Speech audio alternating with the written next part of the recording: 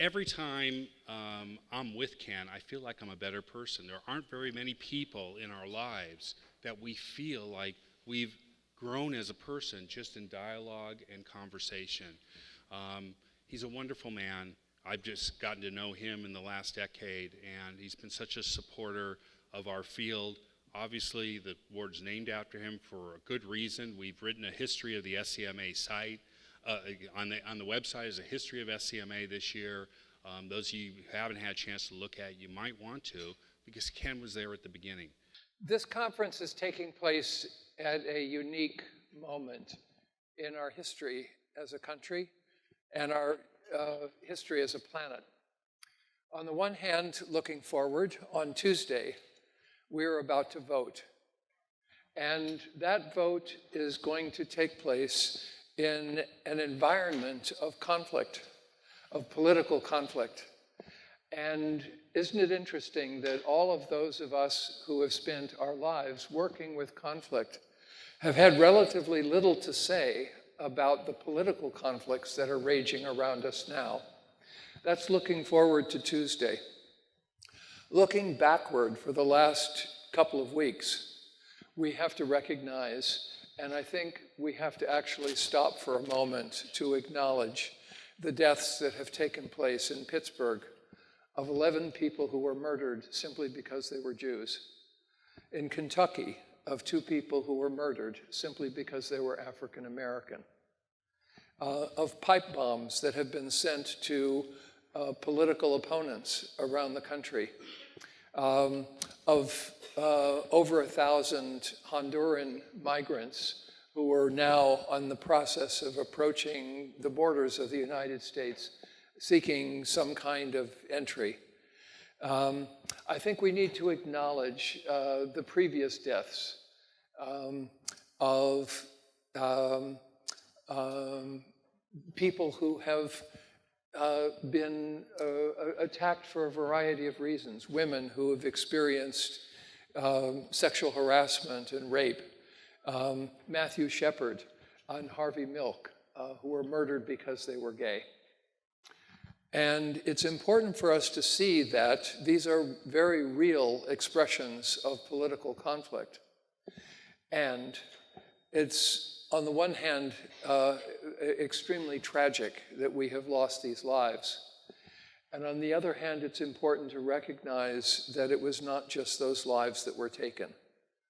Also murdered in Pittsburgh was respect, was the right to live a life with dignity. Also murdered in Pittsburgh was the ability to, and in Kentucky and in all of these places, was the ability to live your life as who you are. Also murdered was listening. Murdered was mediation. That is, the idea that it is possible for us to have conversations with each other about our differences without killing each other.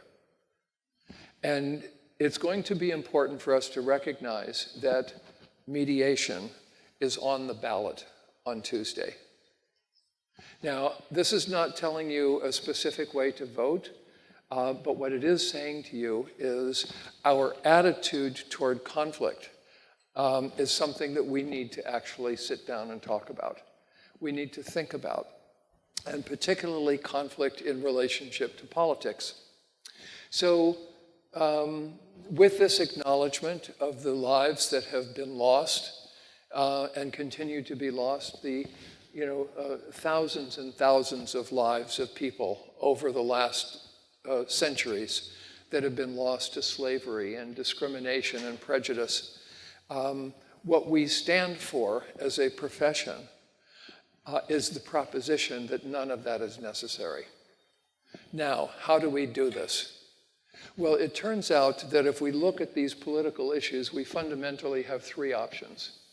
Option 1, we can forget about being mediators and simply put on our citizen hat and go out and try to change the world. Number 2, we can take off our citizen hat and go out as mediators and try to expand our skills. And none of those are wrong or incorrect choices. But I think we've missed a third choice. And the third choice is to combine those together, to figure out what it is that mediation has to offer to political conflicts, how to think about them, how to participate in them, how to shift them and transform them, move them in a different direction. And in doing so, not to guarantee that people are going to come up with agreements, but to stop them from killing each other. And I think we all recognize that unless we do something, all of us together, these lives will continue to be lost. This is not accidental, and this is not a declining trend. This is on the increase. Now, this presents us with a serious challenge. And the serious challenge essentially is this. We all know what a slippery slope this can be. We have all been in arguments that have turned bad. We've all lost it. And yet, every single one of us in this room, every single day, encounters people who hate each other. So the problem is going to be, how do we transfer the skills that we have learned in one arena to another? Is conflict resolution, in fact, applicable to political conflicts? And that's what I wrote this book in order to try to figure out. And I want to thank Robin Short, wherever you are, Robin, my publisher who is here. Where are you, Robin? Oh, there you are, yes, for bringing the books and believing in this particular book. Let's go back to the beginning. When did we first learn about politics, particularly the democratic form of politics? And the answer is going to be in Athens. And the very first person who wrote about this in an intelligent and deep and fundamental way was Aristotle. So Aristotle has a book called Politics, and in that book he defines politics in the following way, quote unquote, politics is the search for the highest common good. Sound good? Sure. Nothing wrong with that definition at all, except it doesn't predict what we actually experience today. So if you read a little further in the Politics, Aristotle next says, almost in quotes, of course, none of this applies to women, children, slaves, and barbarians. By barbarians, he means immigrants, non-Greek citizens. And now we can begin to see that politics actually consists of two things, fundamentally. One, it is a social problem-solving process. Nothing wrong with that. But number two, as soon as you have excluded women, children, slaves, and barbarians, you have excluded the overwhelming majority of the population of Athens. And now you have created a new definition of politics, which is a method of domination. And as long as that method of domination exists, as long as some people have the power and other people do not, as long as we are involved in a power-based contest, what is going to happen basically is that people will try to gain advantage over each other in what we refer to in conflict resolution as a zero-sum game. So if we now stop this historical look backward, and there's a lot more that can be added to this, and we ask this question instead. What's the option? What are the alternatives? Well, in conflict resolution, we have a methodology for understanding this. And the methodology is one which is well known to many of you. It is the distinction between power and rights and interests. So if we, for example, take this room and we say that in this room there is an air conditioning unit which is operating, this is my favorite way of describing this, and we draw a line down the center of the room and we say this half of the room wants the air conditioning unit on and this half of the room wants the air conditioning unit off. Okay, how do we resolve this? There are three fundamental ways. One, on the basis of power. How does that work? The biggest, baddest, meanest people in the room win, or the ones with the most weapons, or the ones with the most money, or the ones with the highest title, Mark's side wins on this one. Or the people who are the best organizers, or the people who are the most articulate and can convince people to come onto their side. Those are all different forms of power. What happens? One wins, the other loses. Let's say this side wins. How do the people over here feel about that? Not very good. And if we have to work together, that's going to be a problem. Now assume everybody on this side is white and everybody on this side is black. Everybody on this side is male, everybody on this side is female. Everybody on this side is Anglo, everybody over here is Chicano, straight, gay, whatever the distinctions are. The point of this is that all you require for discrimination is an adversarial win-lose power-based contest and a clear distinction between winners and losers, right? And then what will happen, as we know, is you're going to get stereotyping and justification and defensiveness and rationalization of doing evil to other people. And we see it every day in conflict resolution. And one of the reasons why it's so easy to organize people into groups that hate each other is because we all do it in our conflicts. It happens inside of each of us, and therefore all it takes is just the large-scale organization of individual hatreds. That's all. So now, what's the option? Well, we can do it on the basis of rights. If we continue with this power-based stuff, the people over here are just going to leave. Who needs this, right? So instead what happens is we create a rights-based system, which is our Constitution. It's the laws. It is electoral democracy, representative democracy. And this is superior to a rights-based process because we all get to vote. But guess what? All in favor of the air conditioning unit being on, more people on this side, people over here lose. It's still win-lose, but it's way better than a power-based contest. And what we are experiencing in the United States and around the world today is a conflict between power and rights-based institutions. Do we go on the basis of power, which means authoritarianism and dictatorship and hatred of others and domination of others, or are we in this together? And so the rights-based process is an enormous step forward, but there's a third approach, and that's the one that we stand for.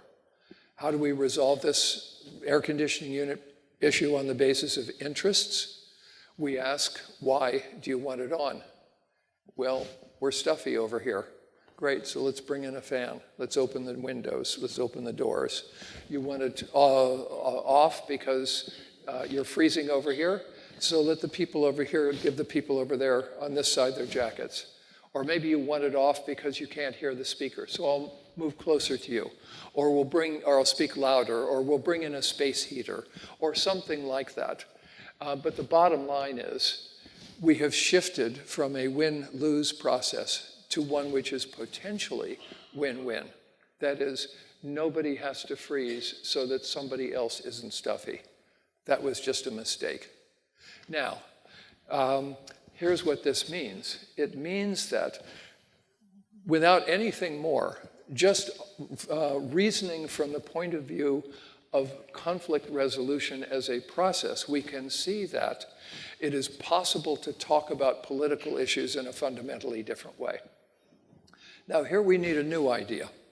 And the new idea comes courtesy of a professor at Oxford whose name is Isaiah Berlin. And Isaiah Berlin was a brilliant professor, and he wrote a number of interesting books. But here's basically what he says on this issue. He says that you can distinguish between factual issues where we can come up with a single correct answer and what are essentially philosophical issues, political issues, in which there is no single correct answer because they have to do with a series of attitudes and feelings and personal preferences that mean that if we ask the question, who's right and who's wrong, we have actually collapsed something that is very complex into something that is too simple. And this is the essence of authoritarianism. Adolf Hitler said, and this is almost an exact quote, "The German people were facing difficult and complex problems. I made them simple." Now, what is simpler than it's his fault? It's their fault, right? That's the simplest approach to conflict we know of, and we see it all the time. Every mediation you do has that as one of the subtexts, somebody else's fault. But we know that everybody has participated in creating this conflict. It's a relationship. And because it's a relationship, we're all involved in it. And it doesn't make any sense to talk about fault. We need to talk about what we're going to do, how we're going to get out of this, how we can help each other do something different from what we're doing. Why isn't that applicable to politics? Why shouldn't it be? And now what we have to see is, okay, let's entertain the idea for a moment that it is possible for us to create an interest-based understanding of politics. How exactly do we do that? What do we do? Well, now we need an additional idea. And the additional idea comes out of this. And I think if we take a look at political conflicts and we simply ask the question, what do you need to have in order to have a political conflict? You will come up with three elements.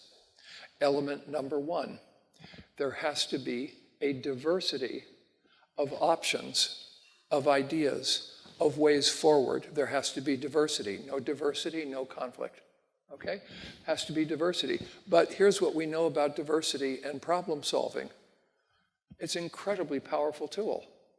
If we want to solve a problem, if you have a diverse team, we have demonstrated in practice many, many times over, and it has also been proven mathematically, which is the highest form of proof that we have, that diverse teams produce better outcomes than uniform teams. So you get rid of diversity, you get rid of the ability to solve problems effectively. And yet, we can see that for some people, we now have a new way of looking at this. For some people, the idea of getting rid of political conflicts means getting rid of diversity. That's how you get rid. So the object isn't just to get rid of diversity, it's to get rid of conflict by getting rid of diversity. How do you do that? You simply erase them. You get rid of them, not realizing that there is no them. There's only us. That's all there is. We've made up this them. They don't exist. It's just us. So the first element is diversity. The second element is inequality in whose proposals for how to solve the problem get listened to and implemented and whose do not. Okay? No diversity, no conflict, no inequality, no conflict. In terms of politics, we're talking about proposals for political action now. So there has to be diversity, there has to be inequality. Some people want to get rid of political conflict by getting rid of political inequality. And now you can sort of see a right-left difference here emerging. The people who want to get rid of diversity find themselves gravitating to the right. People who want to get rid of inequality find themselves gravitating to the left. But here's what's important for us and why this election is about mediation. There is a third criteria for defining political conflicts, and that is this: the presence of an adversarial win-lose process for deciding whose ideas about the future are going to get implemented and whose are not, whose proposals will be adopted and whose will not. And this is a place where we have a perspective on how to deal with that problem. We don't need an adversarial win-lose process to do this because we've shown in hundreds and hundreds of thousands of cases, millions of cases in the United States over the period, in my experience, of the last 38 years, and around the world, that this stuff works. It works in a massive number of cases. Now, there are a few cases where we have trouble, obviously. Well, for those, we've got backups. And that's the point of this device that we have created called conflict resolution systems design. Systems design is about saying, okay, we're going to put interest-based ideas first, then we're going to go to rights-based approaches, then we're going to go to power-based. So what does this actually look like? It looks exactly like mediation, except on a larger scale. Meaning, it consists of informal problem solving, collaborative negotiation, open and honest dialogue, sort of talking to each other about our issues. Several years ago, through Mediators Beyond Borders, Mediators Beyond Borders is here, I believe. We've got several members who are here. Steve is here, Estera is somewhere here, Scott. Mediators Beyond Borders created a project in Athens where a group of us, we pulled together a team and we went to Athens to train Greek mediators in how to conduct dialogues between immigrants and Greek citizens. Now, this is a hot political topic, and everybody is yelling and screaming at each other, and what we demonstrated over the course of 3 years is that we could bring any group of hundreds of Greek citizens and immigrants together into a room and put them into small groups with each other, and they could not only, in the first place, talk to each other, listen to each other, achieve a higher level of empathy with each other, but engage in collaborative problem solving. So nobody wants to pretend that there are no problems when immigrants come into a new community. Of course there are. And nobody wants to pretend either that that's the fault of the people who come in or the fault of the people who were there beforehand. None of that is helpful. What is helpful is to say, what are the problems? Well, we've got sanitation, we've got security, we've got education, we've got this and that and the other thing. Okay, problem-solving teams. This group over here is going to take education. This group over here is going to take sanitation. Brainstorm some ideas, come back together. What was interesting about this process was it was not only involved the police and the Coast Guard and all of the immigrant communities, it involved people on all sides of the question, with one exception, which was the neo-Nazi organization called Golden Dawn, which would not participate, and the immigrants wouldn't participate if they did, because they were actively out there beating people up and murdering them on the streets. So what happened was we began the process with a very simple question. 2 questions. Here they are. 1, to each individual person, have you ever in your life, in a family or a neighborhood or a school or a workplace, been the new one? And everybody else has been there for a while, and you've just come in. What did that feel like? How were you treated? And have you ever in your life, in a family or neighborhood or school or workplace, been the one who's been there for a while, and now all these new people are coming in and changing things? What did that feel like? And now talk to each other about those experiences. And you have heartfelt conversations taking place, people sobbing, people connecting with each other. And just in 2 questions, you create sufficient empathy with each other for there to be a real conversation between them. We can do this in other fields. So one of the chapters in the book is called How to Design Dialogues Over Race. Another chapter is about how to design dialogues on immigration, of which this is a part. But we have a problem with race in this country, and we've had it for hundreds of years. And have we ever really sat down and talked about it, talked it through? No way. And we have to do this, because otherwise we're just not going to move forward.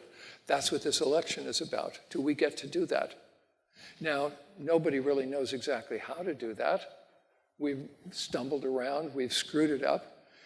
We have stumbled and fallen, but we have to pick ourselves up and go back, because the problem will not go away until we work on it. And we have, through the conflict resolution process, enough information, enough of a set of skills to be able to begin that conversation. It's not enough to work our way all the way through it. We're going to have to invent some new skills here. But we have to begin the conversation. And in a part, this is what's happening now. We have begun the conversation about gender equality.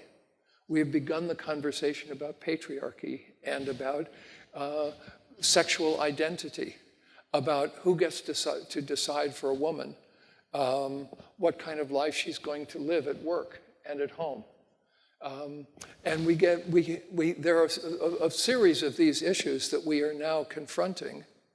And the question is, do we get to actually work on these? Do we get to make the mistakes and screw it up and come back and try and do it better? That's what this is about.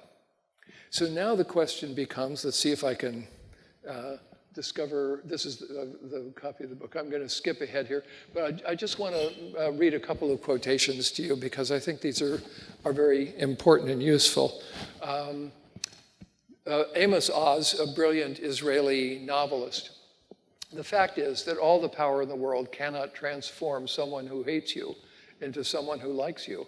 It can turn a foe into a slave, but not into a friend. All the power in the world cannot transform a fanatic into an enlightened man. All the power in the world cannot transform someone thirsting for vengeance into a lover. And yet, without that power, through, if you will, the power of powerlessness, the power of nonviolence, which we have experienced in the United States through the civil rights movement, we have the beginnings of an approach to solving that problem. Desmond Tutu, this is for us.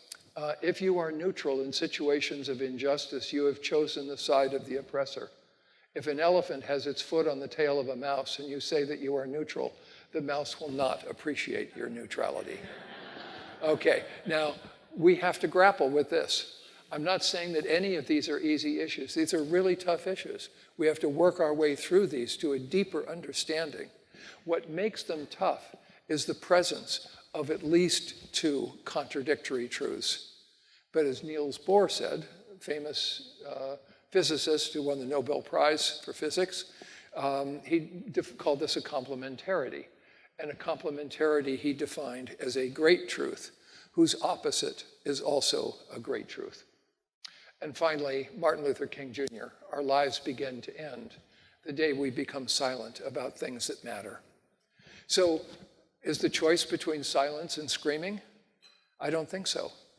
I think the choice is presented to us as one between silence and screaming. But actually the creation, the design of a dialogue, the design of a conversation that can take place, that's something really significant. And it is something that is within our capacity to do. So the book that is out there in the hall that is available for you at reduced price, thanks to Angela and Jack. My deep appreciations to the two of you for doing that, is an effort, just a very first initial effort to say, let's think about this together and let's come up with a couple of creative ideas.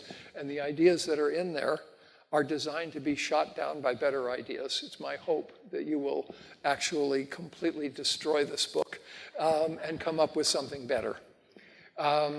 So let me just skip ahead here a little bit. Let me go back to three interest-based definitions of politics. I mentioned the first one, that politics is a social problem-solving process. It's a large group decision-making process. Okay, we know how to do that. We've facilitated large group decision-making processes. And finally, politics is a conflict resolution process. We've heard politics defined as the art of compromise. But what if instead we thought about it as the art of conflict resolution, of which compromise is just one part, and actually not a great part at that? It's a kind of simple outcome when a more complex and more difficult outcome is possible.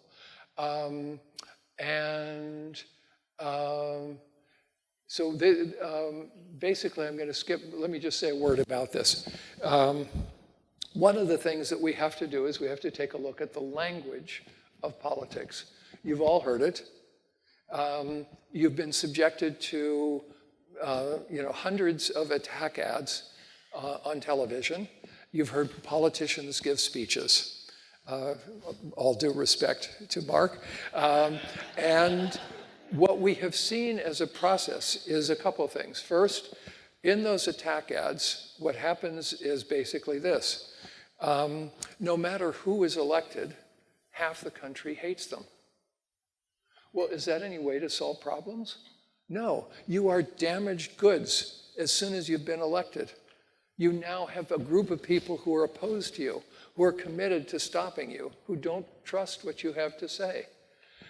It's a way, in a sense, of even undermining the capacity for leadership that we have generated out of our communities. And we subject people to this process. But it's a counterproductive, extremely destructive process. The second piece of this is that there is something really phony about political language. And we all know it. We hear people promise things that they don't really believe in. We know that they don't really mean what they say. We'd love to believe it, and they know we'd love to believe it, and so they tell us what we want to believe, and then we cheer and sort of go wild for a few moments, but it ends up not really being even reasonable to think that anybody could be that kind of person, that they could do that kind of thing for you.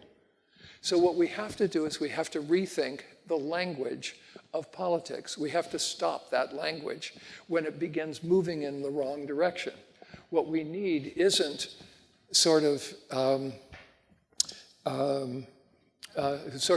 set of demagogic skills. What we need are a set of dialogue skills. What we need is emotional honesty and emotional intelligence. What we need is heart. What we need is the capacity for caring for each other. And these are all things, I think, that come out of the mediation process as I see it. So here are some of the distortions of language in politics. A lot of this is in the book or in the other book that's out there, Conflict Revolution.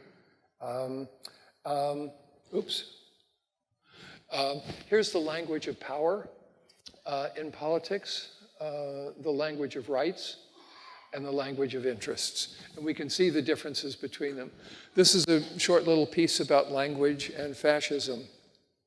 And I'm not going to go into this. This is really taken from Victor Klemperer, who was Otto Klemperer's cousin, who was a conductor.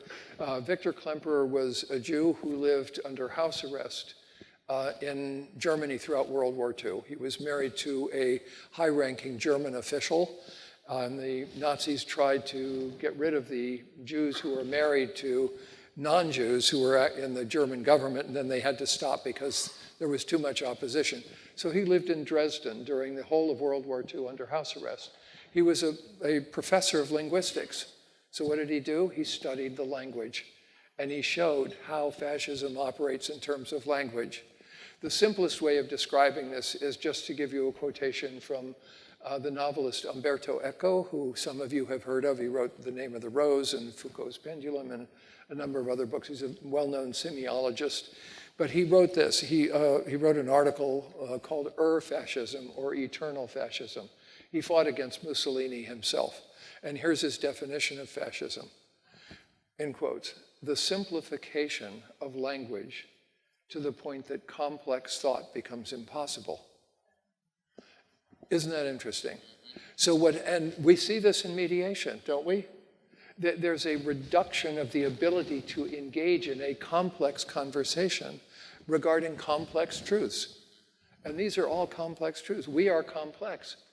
And the more complex you are, the more likely you are to be a target of any simplifying dictatorial sort of political force. So who's complex? African Americans, women, gays, Jews, people who are political opponents. But here's what we know about all of this from the point of view of mediation. We all do conflict resolution processes in which there is more than one truth. And what we have to recognize, and tell me, Angela, if I'm going over here. Okay, so we all know that there are very, very simple conflicts in which one person's right and the other one's wrong, and we can prove that, and it's over. And those are not the cases we get. The cases we get are the ones where it's really hard to figure out, where there's something true about what everyone has said. So here's a simple example of this. If I ask the question, who is the oldest person in the room? There will be a single correct answer to that, or who is the youngest person in the room? That's a factual question, and not terribly interesting, but it's one that you will have learned in law school, those of you who are lawyers. But here are a couple of other questions. First of all, simple one, how old are you? Very, very different answers, but here's a much more interesting one. What does your age mean to you? Well, now, we're going to have multiple answers from the same person, okay? So there isn't a single correct answer even for any one person in the room. But isn't that a lot richer? Isn't it a lot more interesting to have that conversation? So part of what conflict resolution consists of is a shift from single right answer questions to ones that are more complex and more interesting and multi-dimensional, multi-layered, in which there is more than one correct answer. Now, I want to get to a place where we look at this one. How to talk about race, abortion, immigration, gun control, climate change, same-sex marriage, and other hot topics. And this is the subtitle of the book, and there are chapters on several of these items. How do we do it? One, by creating an atmosphere, an attitude, and a context of unconditional respect for each other, regardless of our opinions or positions on the issues. Isn't that what we do in every mediation? Sure we do. That's what the mediator does. It's how we set the stage. By being sure to include people who do not agree with each other. Well, of course we do that in every mediation. By reaching consensus on a set of ground rules. By agreeing to use skilled facilitators to keep conversations on track. And skilled mediators to intervene if necessary. By agreeing not to suppress anyone's experiences, reflections, ideas, beliefs, passions, or emotions, while at the same time focusing on the problem as an it rather than as a you. Joan Goldsmith and I did designed a session in Puerto Rico for people who were pro-choice, I'm sorry, not pro-choice, that was wrong conflict, who were pro-statehood or pro-independence or pro-Commonwealth status.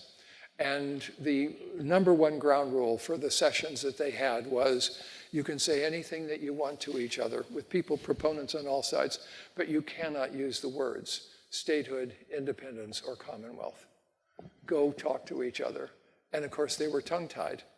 They didn't know the first thing to say because it was all about labeling. And as soon as you've labeled someone, you've dismissed them, you've stereotyped them. You've sort of gotten rid of all of the stuff that's interesting in what they have to say by asking questions that do not have a single answer, consistently coming from a place of curiosity and learning and probing to discover the deeper meaning of the issues, acknowledging and validating everyone's deepest interests, expressing gratitude and thanking people for their dissent and diversity, their courage and willingness to learn, breaking up large groups into small ones, sharing responsibility for group process, modeling openness and honesty, empathy and compassion, et cetera, et cetera. So what we can see here is the point of this list, and this is a very, very short list of 20 items, and I stopped at the end of 20.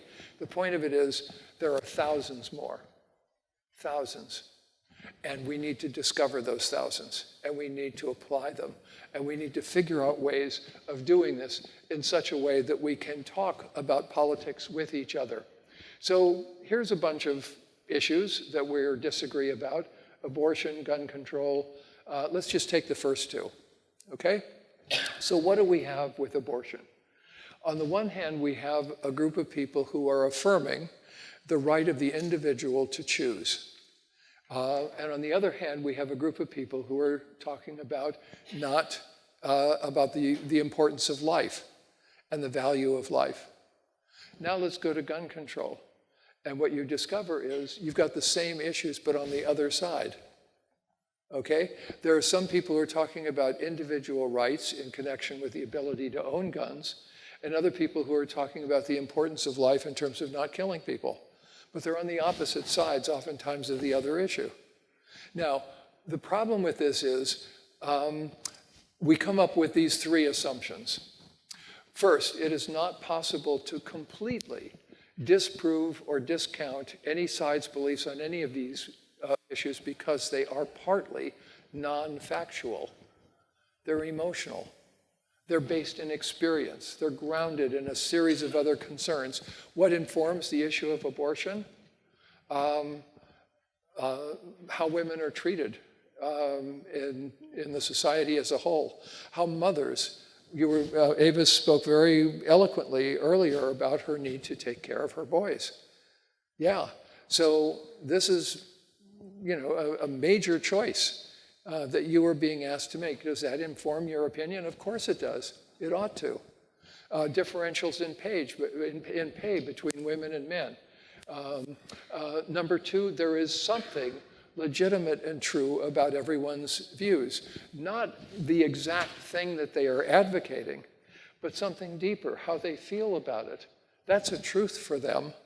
And we can now discover that for Trump supporters, there's some feelings of having been left behind. Thank you. There are deeper issues beneath the ones that people are talking about. And this goes on to describe some of those deeper issues. So I want to end with a couple of things. One is this quotation from Dr. Martin Luther King Jr. We will have to repent in this generation, not merely for the vitriolic words and actions of the bad people, but for the appalling silence of the good people.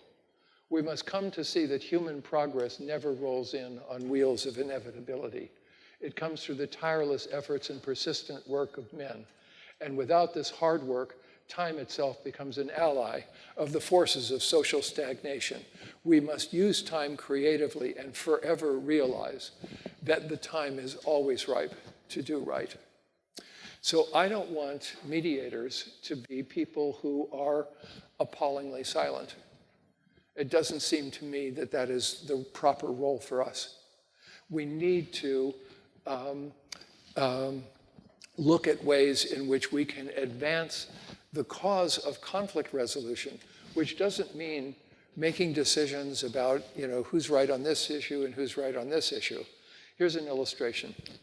Also with Mediators Beyond Borders, I took a group of 100 mediators from around the world to the Copenhagen Climate Change Conference that took place many years ago. And so we brought together mediators from all over Europe and all over the world to go to Copenhagen, not to argue in favor of this provision in the treaty or that provision in the treaty, but instead to say, you guys need some conflict resolution built into whatever it is you decide.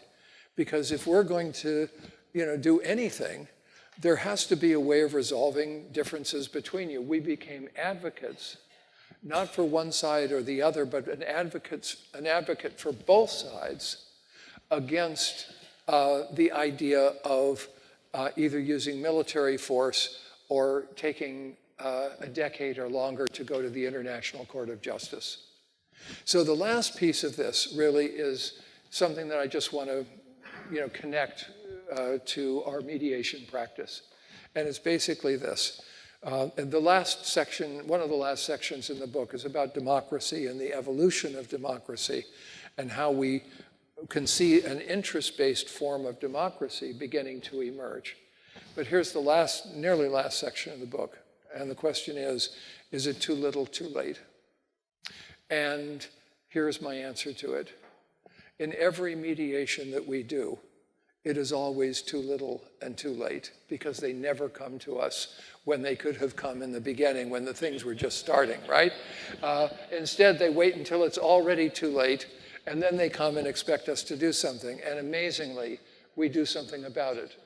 So on the one hand, yes, it's always too little, too late. And the other hand, because of the incredible success of what we have been doing, it is never too little or too late. So I want to encourage you to vote, but more important than just the voting, we need to take on the task of looking at political conflicts from a conflict resolution point of view and begin making a difference in the communities in which we live. This is exactly what Avis did in the days of dialogue. And this is exactly what we have to do. We have to expand these dialogue, not just police-community relations, which is enormously important and incredibly powerful, but those dialogue techniques and the people who Avis has trained and the people that other people who are here. How many of you have been facilitators for those dialogues? Raise your hands. Okay, look around. Lots of you. Great, great. So because you have facilitated those dialogues, you have a set of skills that are going to be important. We've got to ramp those up. And I can tell you that we do not have a lot of time to do this. We have to actually make a difference. Otherwise, we are just going to slip back. And what we will discover is that we have lost something that is incredibly important to us. So the last piece to end on is a poem that some of you know from John Donne, who says, if a clod be washed away, Europe is the less, as well as if a promontory were. Every man's death diminishes me, because I am involved in mankind. Therefore, never send to know for whom the bell tolls. It tolls for thee. Thank you very much.